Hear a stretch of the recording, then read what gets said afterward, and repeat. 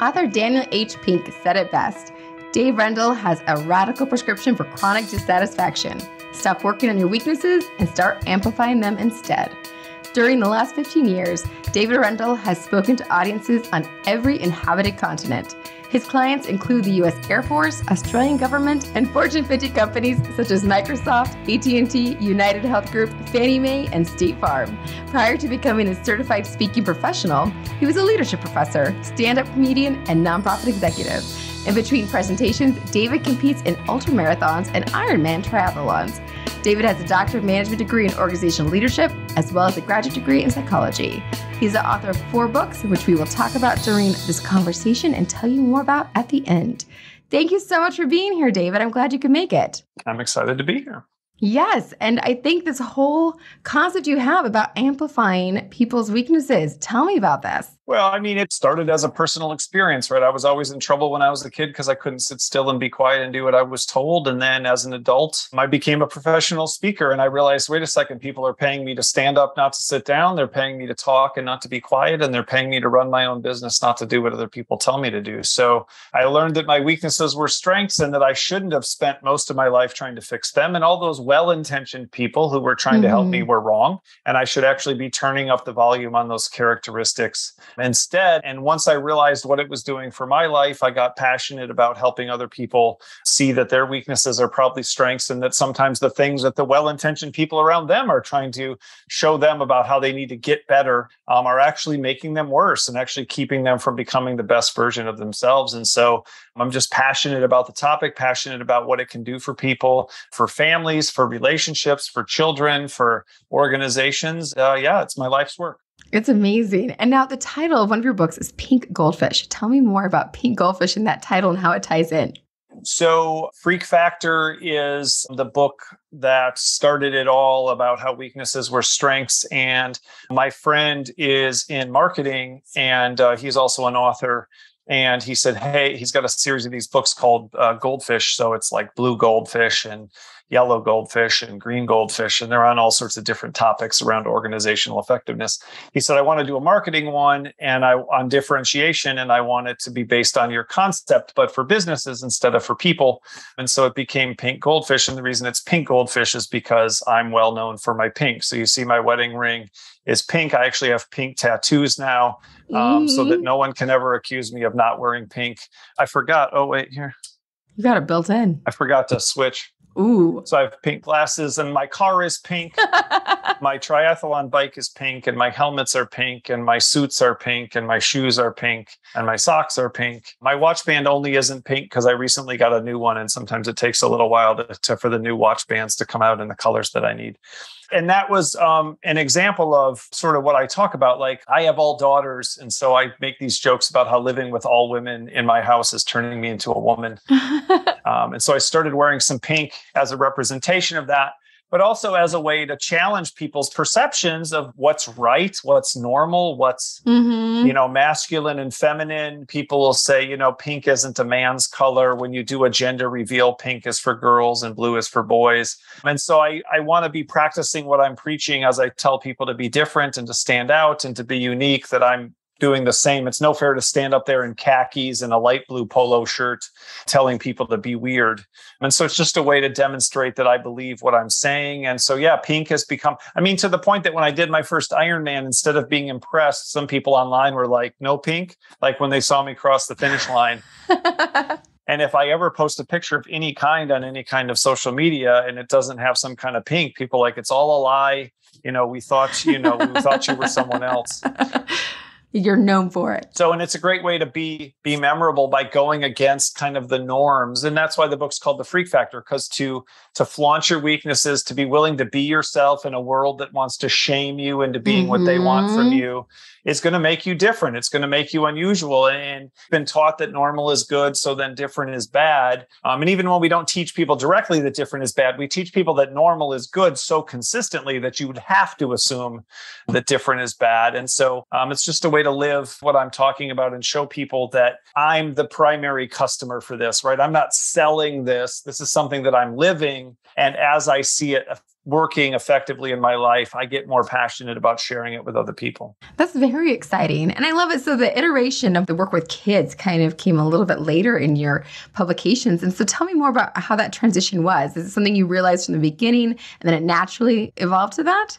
Well, most speaking engagements, as you can imagine, aren't in front of children, right? Like that's not the audience. They don't run conferences. They don't run events. So the only way to really speak to kids would be at schools. And I wasn't particularly like a school speaker. There are some people like that who are like middle school speakers or something like that. That's sort of the last thing I would have anticipated. I became a college professor precisely because I wanted my summers off, but I didn't want to deal with small children, right? I didn't think I'd be effective in that environment. So what would happen is I would go to these events, and sometimes I remember one time it was very specific, and I think this is a good explanation. It was an event for people who were leaders of healthcare companies. And the people who organized it were very specific. They're like, we want this to be about business and managing people and making them more engaged and productive. This is about leadership.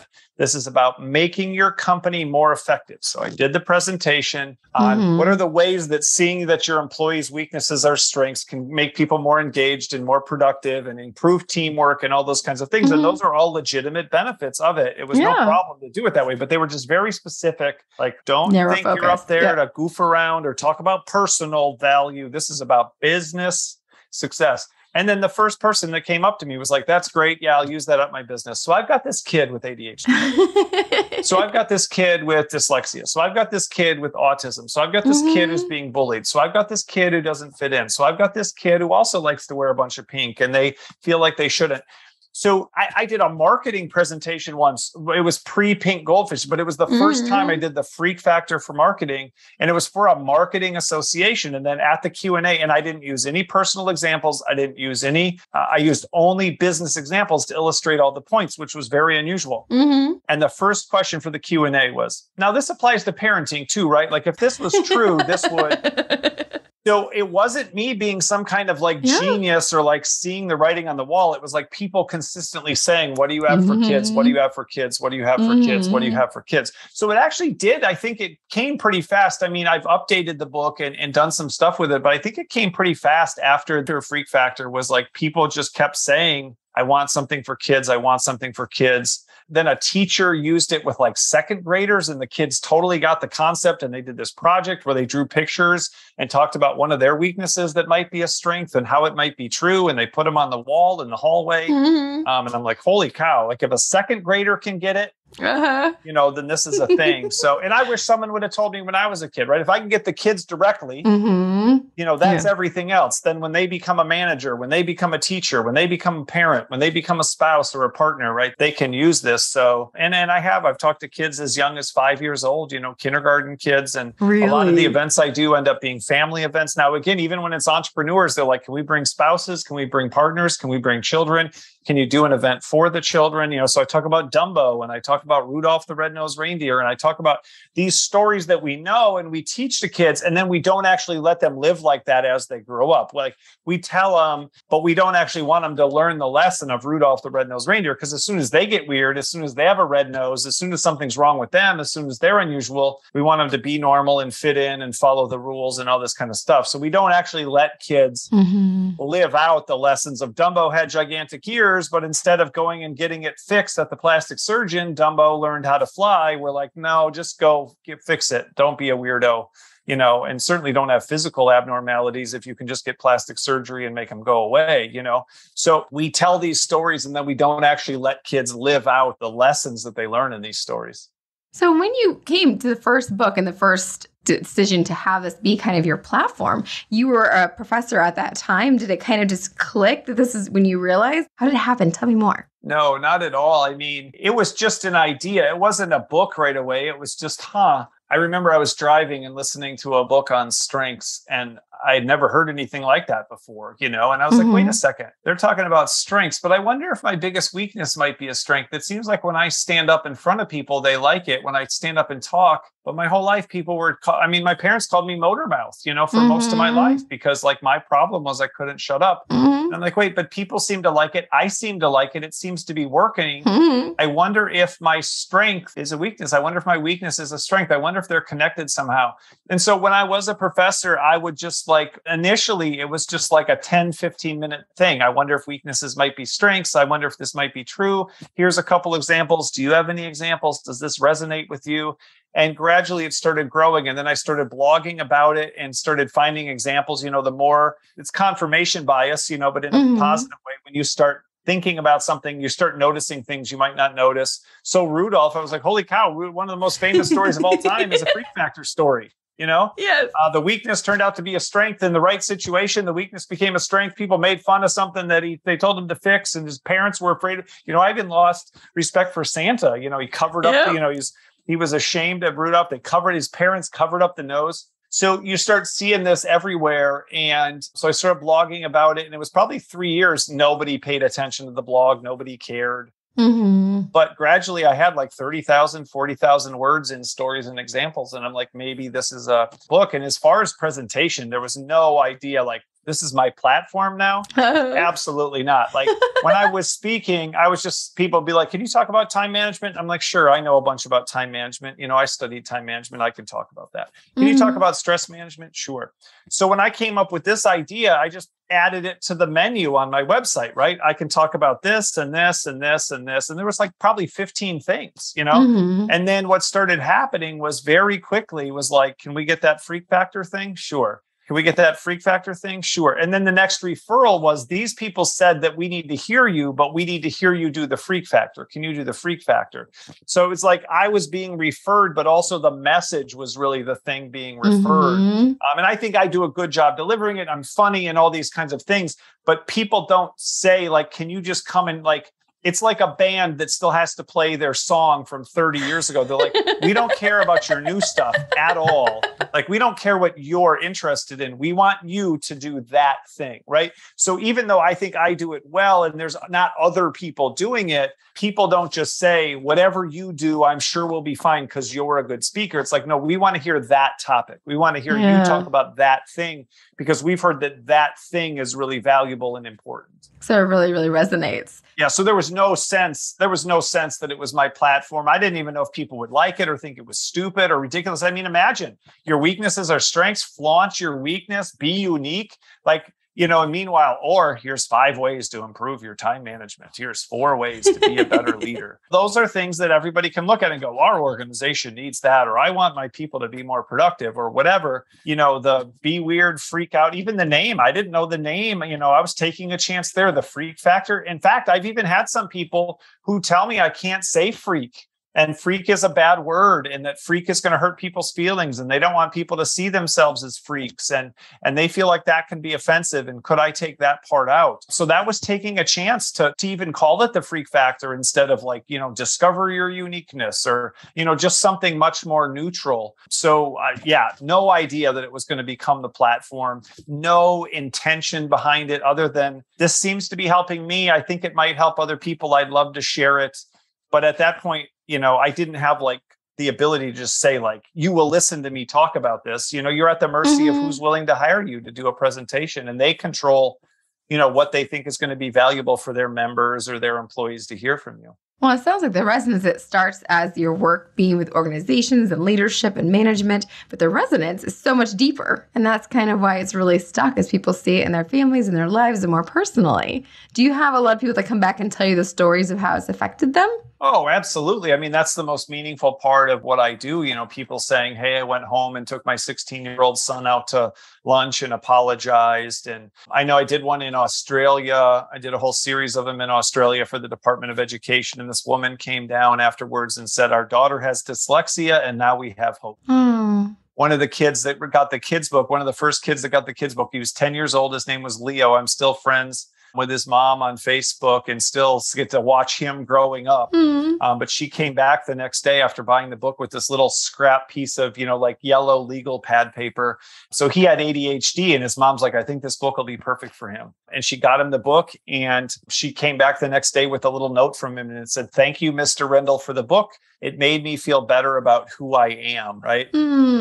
Yeah. Because I was the first person who told him that his ADHD, the thing that people thought was the worst thing about him, might be the best thing about him, might be the most positive thing about him, might actually make him successful instead of make him unsuccessful. No one else was telling him that. In fact, everybody else was telling him the complete opposite. So yeah, I mean, even just recently, I've been I do a lot more school stuff now because again, I'll talk to the entrepreneurs or to the business people or whatever. And then they say, you should talk at my kid's school. You should talk for schools. You should talk in front of people at schools and stuff like that. So I just did a recent series to about 4 or 5 different schools in New Jersey. And one of them was a school sort of for special education for kids with autism. And this woman was like, I had to leave 3 times because I was crying so hard during your presentation. And this was so meaningful to me.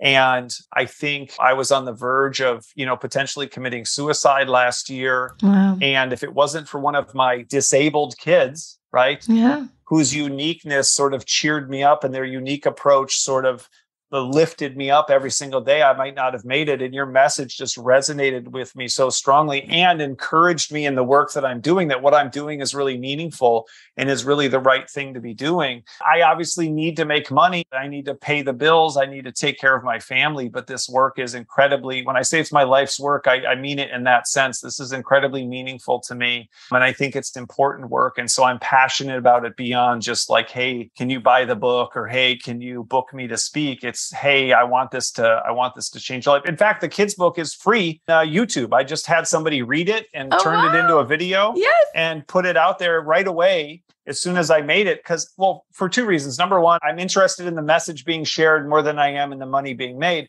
But second of all, because maybe some of the kids with ADHD aren't going to be able to read it. Some of the kids with autism aren't going to be able to read it. Some of the kids with dyslexia aren't going to be able to read it. And so it makes it in a format, why is it fair to put out a book that tells a kid who can't read very well that, maybe it's okay in a form that requires them to read it, right? So I wanted to make the format as accessible as possible, but I put that out on YouTube right away because, that's how passionate I am about it. That's not a sneaky way to make money or something. There's no money to be made at all from having it on YouTube. I just want it. And then that way teachers can use it in their classrooms and people can share it in other ways. So that's amazing. We're definitely going to make sure that link is on the show notes so people can be able to access that quickly and easily so that message can get to those kids. Yeah. That's incredible. So you start in organizational development and you become this beacon for kids, which is a great road to end up on, huh? Yeah. Well, I mean, I did start out in, my master's is in psychology. My undergraduate's in psychology. My goal, and when I started, I was in nonprofits helping kids with disabilities to get job opportunities, then moved on to help adults with disabilities to get job opportunities. In fact, that's part of where the freak factor came from is I was helping people with developmental disabilities to get job opportunities. And one of the biggest things I would notice is that there's a lot of different kinds of definitions and there's words that have come in and out of favor. But basically the people that I dealt with, one of their primary characteristics was, what's called sub-average intellectual functioning, IQs in the 70s and low 80s. The inability to do what we call tasks of daily living, like shaving yourself or getting yourself dressed. So these are people with significant barriers, especially to employment and just to accomplish some of the things that a lot of us take for granted. And so I was responsible for this program and part of it was helping people get jobs and my employees would take the person out to an interview and then they would come back and complain to me about the person. Oh my gosh, they smelled bad and they fell asleep during the interview and they weren't paying attention and their clothes were dirty. And I would listen as long as I could. And then in my most sarcastic voice say, yeah, it's weird. It's like they got a disability or something. It's like something's wrong with them. I wonder what it could be. And it's like, how much genius does it take for you to tell me how disabled this person is? Like, we already know that. I've got a stack of papers. Since the day they were born, there's been this continuing file built on this person defining every possible thing that's wrong with them. And some of it isn't even correct because once you start deciding something's wrong with somebody, you just keep looking. Yeah. What they do is wrong because you're going to interpret it in a negative way. I said, here's what matters.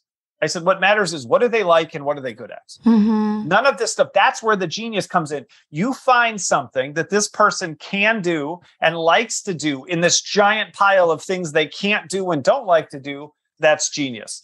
That's intelligence. That's insight. That's what I need from you. And we do this every day. We think we're so smart because we can pick what's wrong with our kids or pick what's wrong with our spouse or talk about what's wrong with our coworkers. And yet, so I learned that lesson I learned there is actually true for everyone. We all really only need to focus on what do we like and what we're good at. We all can't really, one of the features of a developmental disability that makes it different, some other issues that people might have is it's just not fixable. There's no therapy, there's no program, there's no process. The limitation just is the limitation, right? Those are static. You can't change those. So you have to deal with what you have.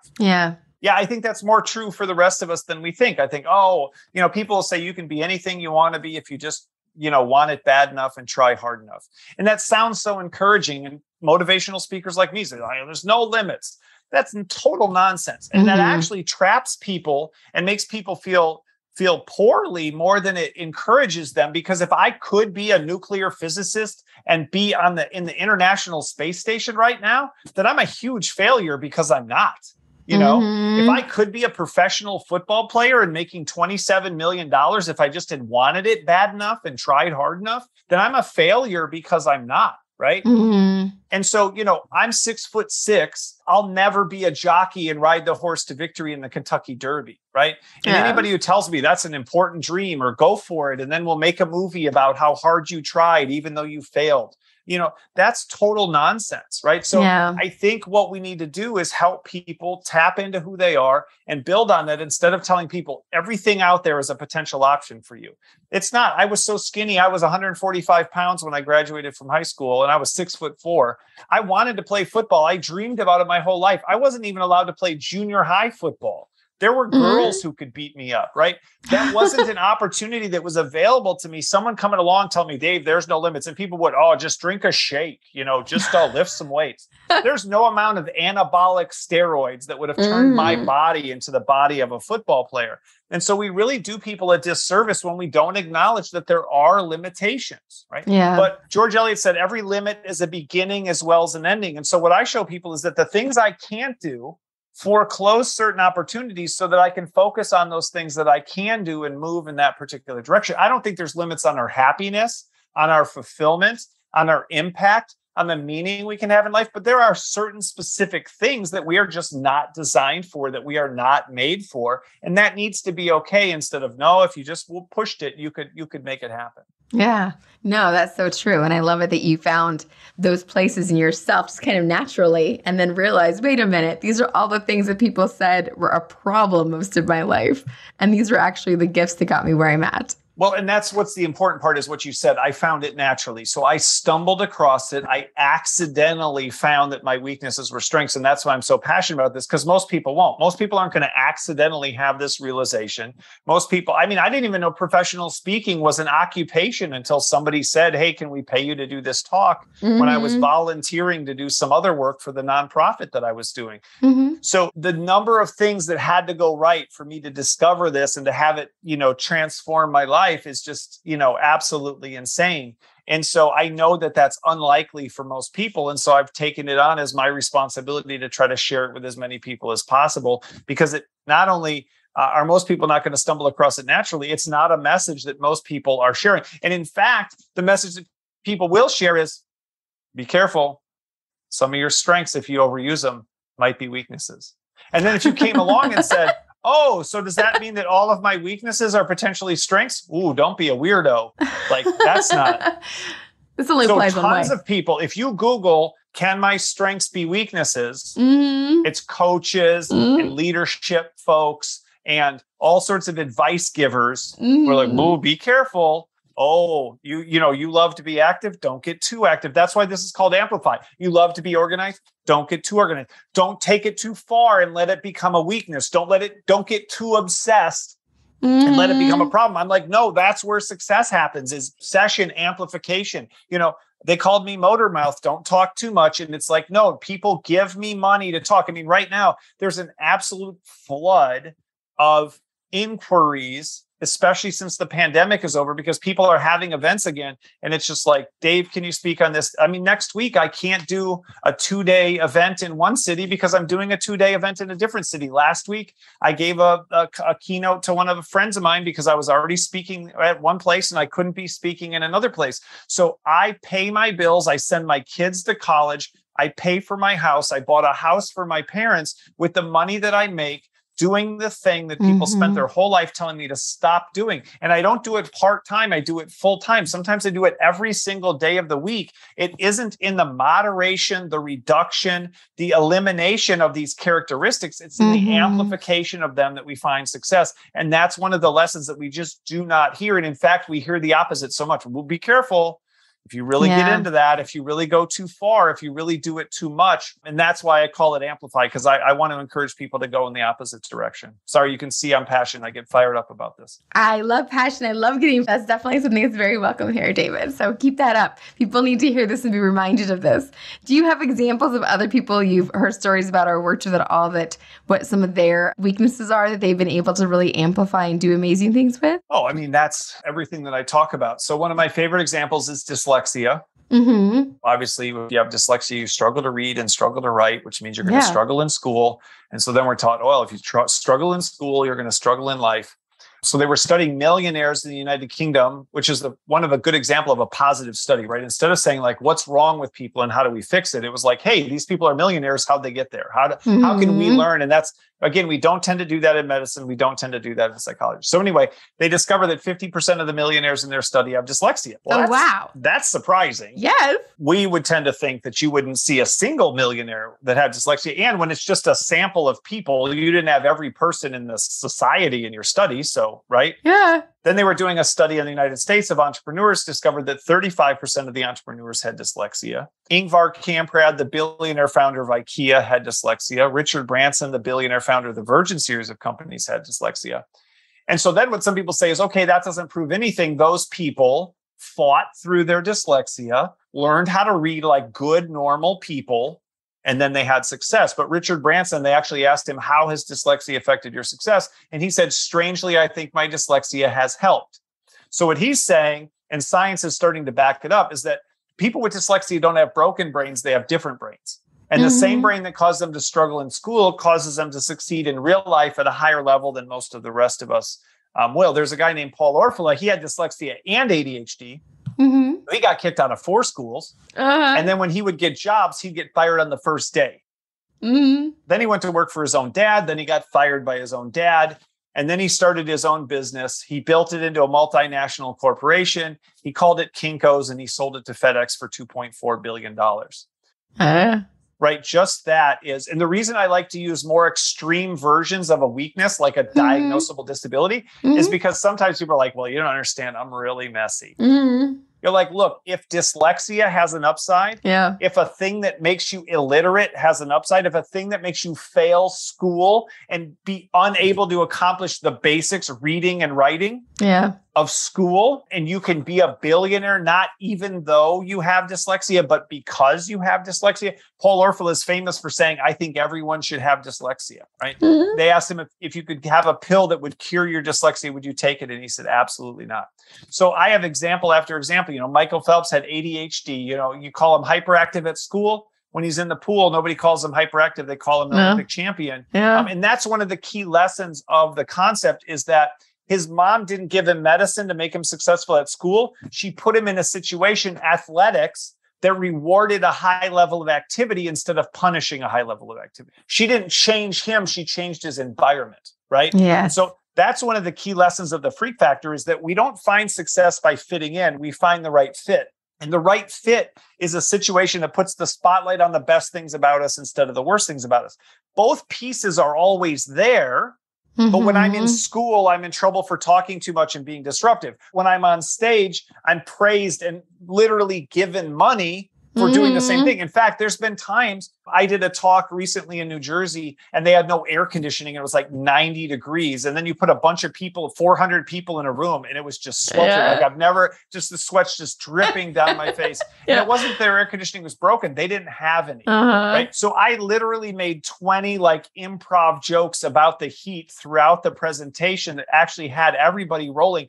I was disrupting my own presentation, right? Like I still have that same instinct, but now I'm getting paid for it instead of punished for it. And so the alignment is really the crucial thing. If you put me in certain situations, I would look just as bad as when I was a kid. Yeah. If you put me in corporate situations, if you made me work for somebody who was difficult, if you made me play politics, if you made me keep my mouth shut, if you made me be dishonest about what I was really feeling and say what somebody else wanted me to say, sooner or later I'd break down and it would be a real problem. I'm not a better person. I'm in situations that reward me for being myself. And I have the privilege to stay away from situations that don't require me to be someone else. And that's, I think, the really, really crucial part of this whole thing is finding that alignment. So I love to tell stories about people who found alignment, helped other people find alignment, because I think that's the crucial thing. I love that. Situations that reward you for being yourself. I love that. I think that's a very crucial key takeaway from this. This is amazing. I love it. Well, yeah, we talked about at the beginning, self-care. I think that's the ultimate self-care. You can see it for me right now. It's 6 o'clock where I live. I've had a full day of work. And I think you can tell I'm not exhausted. I'm not worn out. I'm not struggling. If anything, the reality is when I'm done talking to you, my energy level will be higher than when it started. And how many people wish they had work? Well, I mean, that's the ultimate self-care. Yeah. If you could go to work and get filled up instead of going to work and getting emptied out, it's not about the Starbucks. It's not about a massage. It's not about a nap. And we talked about the other part, meaning. If you could do something that was meaningful and energizing, something that was enjoyable to you and had purpose and meaning, that's the ultimate self-care. You can't ever be burned out when you're doing that. You can't get overwhelmed when you're doing that, because when your work is filling you up, where's the burnout going to come from, right? Where's that's too much. If you told me, Dave, you need to immediately after this, I have a different podcast and it's for kids. And this message is so important. I need you to do that. I wouldn't be like, no, I'm kind of tired and I just can't be bothered. I'd be like, sign me up, instead of, no, I have to manage my mental health and I'm not doing more than what we agreed to. And you're not going to push me around.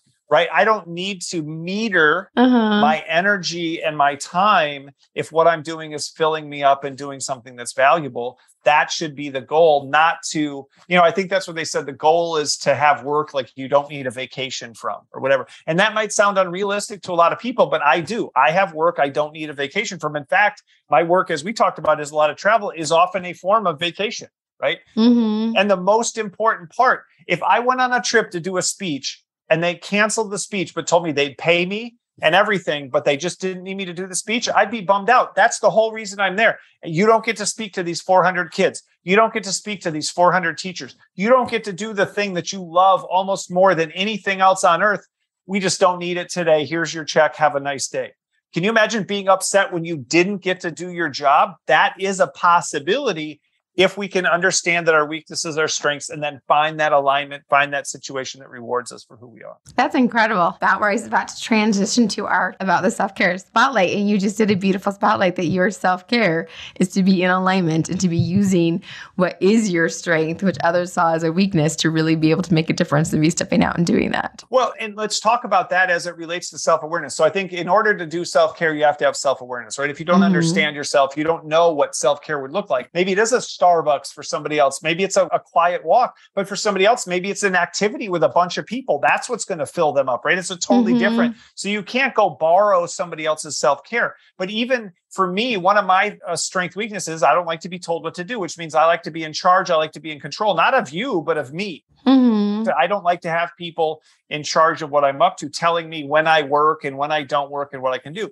So, for example, one of the things that I do that's a great form of self-care is I get enough sleep every night, because I get to decide when I sleep and when I wake up and what I have to do, because I run my own life and I run my own business.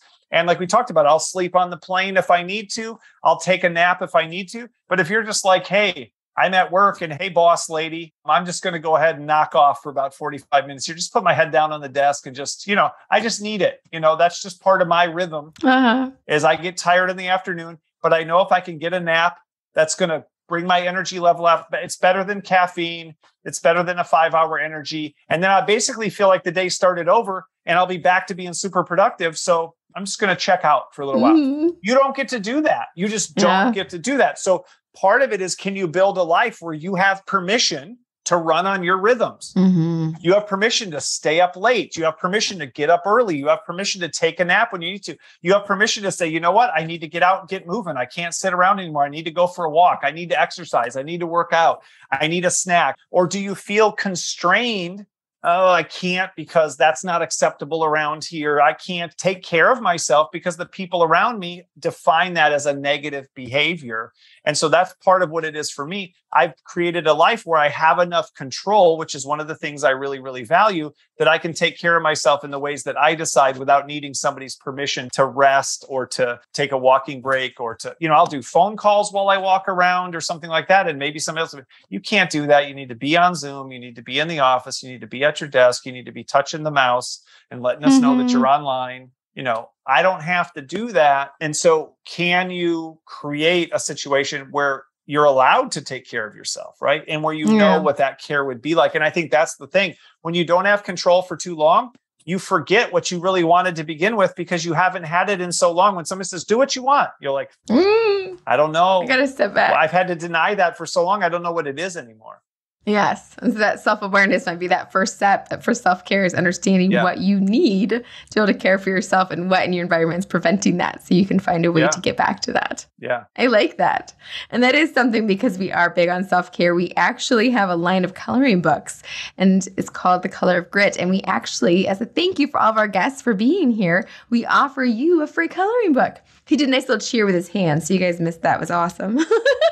So we have one that's already out. It's called Vintage Mermaid and Magnificent Ocean, and one that's coming out that's called You Got This, which is funny and inspirational quotes. And you get to choose which of those two you would like. Well, I was going to go mermaid because of the pink and because of my daughters, but I think I'm way more excited about inspirational quotes, to be honest with you. Well, because you are a talker and quotes, and it all kind of goes together. So I kind of like that. All right. I love me some quotes. All right. When that comes out, you will be one of the first people to get a copy of it when it comes out. So You've Got This is what we will be sending you as a thank you, because we value you taking time to be with us today and sharing with all of us. So thank you for that. I love it.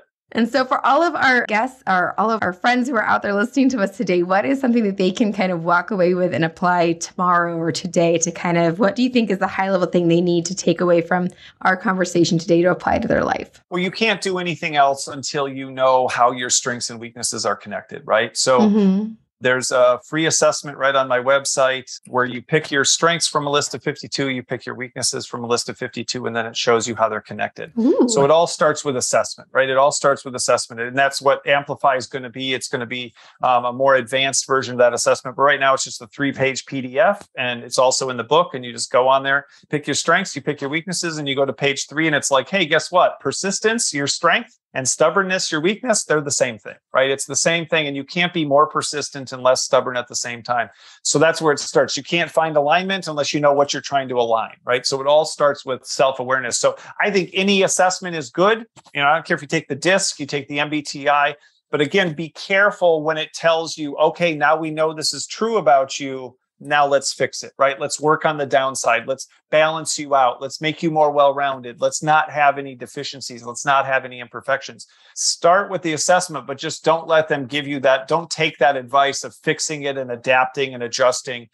Start thinking about, okay, if this is who I am, now how do I find that alignment? But it all starts with assessment. So I think starting with assessment, that's the place to start. Get to know who you are, be really clear on how those weaknesses and strengths are connected. And you'll oftentimes find that you don't have to do the assessment. I do an activity in my presentation where I just tell them a bunch of bad things about one of my daughters. And then I tell them to tell me the strengths when I'm done. Oh. And they do. So, and even just when I started, especially when I would do it on Zoom, it was hilarious because I'd go, because in real life, people have to wait till the end and then they raise their hand and they tell strengths. And this is after like 5 or 6 minutes. In Zoom, I would just say, my daughter is difficult. And as soon as I would say that, people would jump on the chat and just start typing in things that they thought were awesome. So it really is, if you just start doing it, if you just start asking, okay, if every weakness has a corresponding strength, that's what Dave believes. I don't know if I believe that yet. Let me start looking. Just look at your kids. And when you're frustrated with something, ask yourself, is there an upside? when you're frustrated with your spouse or your partner. The thing that you're frustrated with is probably the reason you married them. You just don't realize it's the same thing. Yes. You know, you're mad they're gone all the time and they work so hard. And when somebody asks you, why did you marry them? You go, because he's a hard worker. I really respected them for that. Mm-hmm. And now you're like, you're a workaholic. You suck. And you're like, wait a second. Then that doesn't mean there doesn't need to be some discussion there, but recognizing that the weakness is a strength, that the thing you're frustrated with is also a positive characteristic. Meanwhile, somebody else is upset because their spouse is a lazy piece of garbage.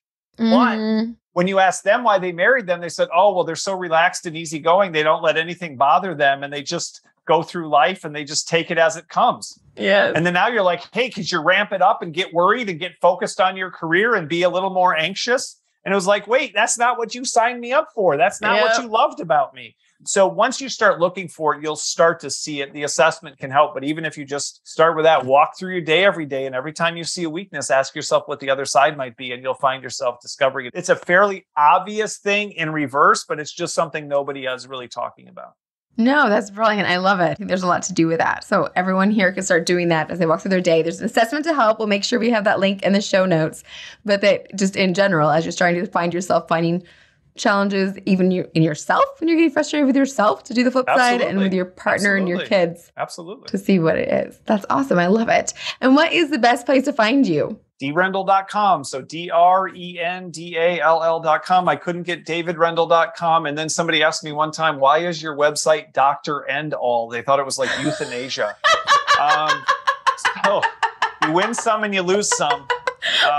And that was like the old system, for email, right? Was your first initial and your last name, right? So I did the best I could. And then it turned out to be a Jack Kevorkian website, Google search. Oh, I love that. Yeah. So if you forget, it's Dr. Endall. But also, if you Google David Rendall, if you Google the Freak Factor, I'm the first thing that comes up. The funny thing about that, I'm the first thing that comes up. The pictures are me. The books are me. The website is me. The videos are me. And then it says I was born in 1940 and I'm married to some lady named Matilda and I'm from England. So there's a David Rendall opera singer. And it pulls some of his information and then combines it with all of mine. So every one of the other Google search results is correct. But that little box they create where it kind of has your personal info is mixed up with some 70-year-old guy from England who used to sing opera. Oh, you're not going to sing opera for us? But if you just Google David Rendall or Google the Freak Factor, it's the first thing that comes up. I'm right there in the search results. That's funny. Yeah, because that's how I found you was the search. And so I definitely didn't know what the Dr. End All, but that is a good way to remember it. Dr. Endall. We will remember that you were Dr. Endall. And finding you on LinkedIn is also a good way to connect with you as well. LinkedIn and Facebook. Yep. LinkedIn and Facebook. Yep. Awesome. And the books are The 4 Factors of Effective Leadership, The Freak Factor for Kids, which is also on YouTube. And we also have that link. And The Pink Goldfish 2.0, which lends towards marketing a little bit. Marketing and strategy. Yeah. It's like the business applications of what we talked about. That is incredible. So thank you so much for being here, David. This has been a wonderful conversation. I think there's a lot of value in it, and I think our audience is going to get a lot out of it. So thank you. Thank you. I had a lot of fun. If you're interested in getting your copy of one of our coloring books, just Google The Color of Grit or look it up on Amazon. We also have downloadable pages available. You can find more about that on our website, thegritShow.com. Self-care is most important. After all, you're the only one of you that this world has got, and that means something.